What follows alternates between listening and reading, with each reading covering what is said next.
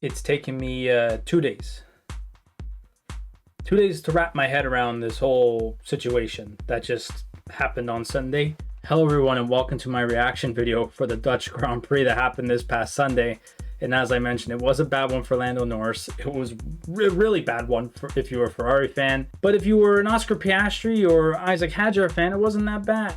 So I'm just going to fire off some points here, so let's go do it. All right, starting off with Lando Norris. 64th lap, you're watching the race, and he's kind of playing cat and mouse with Oscar Piastri.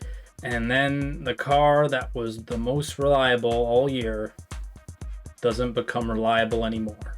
Lando Norris smells something funny coming from the cockpit. Seems like a little bit of smoke. That's it. And the eyes and the faces of the McLaren pit wall were just absolutely stunned. To be honest, I think many other McLaren fans and even many other F1 fans around the world were probably making the same faces and reacting the same way. And I think what a lot of people are thinking right now is that the championship? Is it over? You know, that gave Oscar Piastri an absolute massive lead in the standings. It's going to be quite hard for Lando to come back and try and even catch up nowadays. Looking how calm, cool, collective Oscar has been in the car all season. You know, yes, the car did break down for Lando in this race, but will it break down for Oscar at any point? I mean, you look at what happened to Lando in Canada, you look what happened to him in this past weekend. Those are two races he didn't get points in. Two races he never finished. Oscar really hasn't had that all year. The only way I could kind of see it happening if Lando's able to fight back is if Oscar has some mediocre races. Maybe he does finish them and maybe he gets some points, but Lando wins them. And it only seems like that's one of the options, and the only other one is if Oscar somehow retires from two races. And I mean, looking at this race, did he really have a shot? I don't think so. I mean, once again, off the start, he just had a horrible start. Now, yes, Max Verstappen was on the soft tires, right? The grippier, faster tire off at the start of the race compared to Lando's mediums. So he had to fight back against Max. But the problem was by the time he passed Max, Oscar already had a big enough gap where he wasn't able to catch up. Now, yes, there was two safety car periods before his retirement of the race, and then even both times it just seemed like Oscar was able to get out a 2-second, 3-second gap, almost 4-second gap at some points. It just seemed like in the race, in the clean air, Oscar was just able to pull away, and it was almost like game over for that point. And the way I kind of saw was, I kind of thought that Lando was gonna maybe drag back a bit so he could have a bit more tires at the end to attack Oscar. But it just seemed like whenever Lando would push, Oscar would push, but whenever Lando would sit back, Oscar would sit back. So it was just, like I said, a cat and mouse game between the two of them, and it just seemed like Oscar was in control of that race from the start.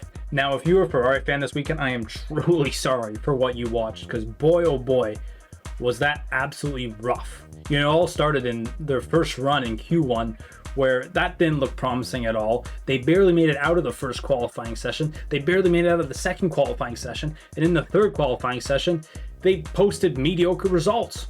And then in the race on lap 22, it had been drizzling a little bit, and Lewis Hamilton misjudged how wet maybe the advertisement paint would be on that bank curve turn, and he just slid off. The car was toast. You're watching as a Ferrari fan, you're saying, Lewis Hamilton, multi-world champion, and he just did that? I mean, it just seemed absolutely crazy. And then in lap 52, Charles Leclerc just came out of the pits, and Kimi Antonelli basically just dive bombed him on that same turn. And I mean, yes, it's not Charles Leclerc's fault. I think, you know, many Ferrari fans are actually ticked off at Kimi Antonelli for doing that, but it just seemed like that was just an absolute cherry on the top for Ferrari's terrible weekend.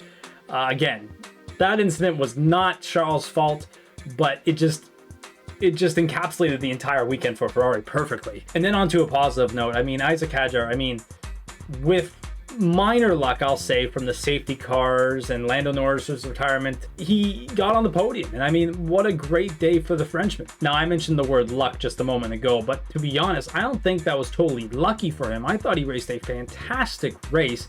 Now, if Lando Norris did finish the race, he would probably finish fourth, but that's still a really good result. Now, that race that we just witnessed, that could be big for him. Why? Because there's kind of an open seat for Red Bull next year. And there's thoughts that Yuki Tsunoda might go to Alpine. So was this past race kind of the jumpstart for him to get into that Red Bull seat next year? I don't know. Let me know in the comments what you think about that. And finally, just some other notes for you about this race. Obviously, Oliver Behrman, I mean, he's had some fantastic races this year, but on Sunday, he started in the pit lane and he finished 6th.